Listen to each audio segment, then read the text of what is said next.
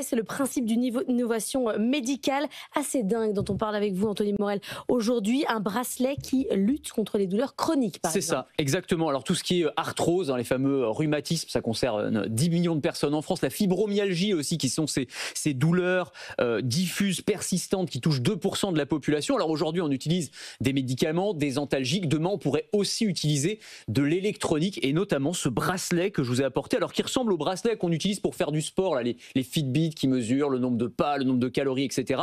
Sauf que celui-ci, il a été conçu pour lutter contre la douleur. C'est pas un truc de charlatan, c'est basé vraiment sur des études scientifiques. C'est une start-up iséroise qui s'appelle Remedilabs qui l'a mis au point. Ils viennent du CEA, donc Commissariat à l'énergie atomique. Ils se basent sur des travaux de l'armée française sur le traitement non médicamenteux de la douleur. Donc on est sur des choses sérieuses qui se basent sur des vrais travaux de recherche scientifique. Et en gros, ce que fait ce bracelet, c'est qu'il va venir activer à la surface de la peau certaines zones du système nerveux qui vont remonter jusqu'au cerveau et qui vont pousser le cerveau à produire des endorphines. Les endorphines, vous savez, c'est ces hormones du bien-être. Quand on a fait une grosse séance de sport, on se sent bien, c'est à cause, plutôt grâce aux endorphines. Et donc en fait, ce que fait ce bracelet, c'est qu'il va pousser le cerveau à produire lui-même ses propres antidouleurs naturelles. Et le résultat de ça, eh bien, c'est qu'en le portant régulièrement, on va voir finalement ces douleurs chroniques s'estomper. Alors l'idée, c'est pas de le porter toute la journée, tout le temps. On se fait des sessions 1 à 3 fois par jour pendant une demi-heure et au bout d'un moment... Des sessions antidouleurs. Et voilà, exactement, des sessions antidouleurs. Vous l'avez testé, ça marche? Alors je l'ai testé, Est-ce que vous avez des douleurs chroniques? Non, c'est ça, j'ai pas d'arthrose, alors c'est un peu compliqué parce que quand vous n'avez pas de douleur,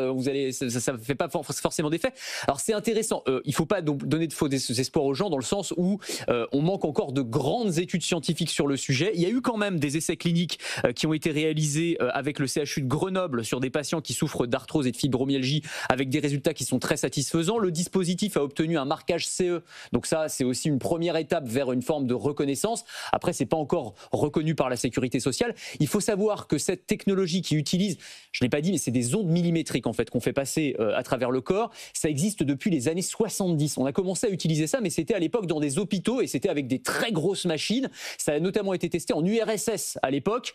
Bon, on n'a pas forcément tous les résultats. Ils disent que c'était très très efficace, mais bon, les chiffres de l'URSS, on n'est pas forcé de croire tout ce qui se passait à l'époque, mais en tout cas, on a réussi à miniaturiser ces technologies, à les intégrer dans un bracelet qui maintenant est commercialisé. Donc ça coûte à peu près 40 € l'abonnement. Encore une fois, on est au tout début de l'adoption par le grand public de ces technologies, donc il ne faut pas non plus avoir d'espoir incroyable, mais les premiers résultats en tout cas sont incroyables, sont très prometteurs. Mais il y a un enjeu de santé publique, notamment sur la prise d'antidouleurs. Absolument, on a vu aux États-Unis avec la crise des opioïdes notamment, et puis même de toute façon, il y a tous les effets secondaires de la prise de médicaments. Et donc, il y a tout un champ de recherche autour du traitement non médicamenteux de la douleur. Là, je vous parle de ce bracelet, mais en fait, il y a plein de startups et de laboratoires de recherche qui se sont lancés sur ce sujet-là. Je pense par exemple à l'université Northwestern, des chercheurs qui ont mis au point un implant antidouleur. Alors là, c'est un petit peu plus invasif, mais c'est quand vous faites une opération, par exemple, eh bien, on va vous mettre une bandelette très fine qu'on va enrouler autour du nerf périphérique. C'est celui qui envoie le signal de la douleur au cerveau.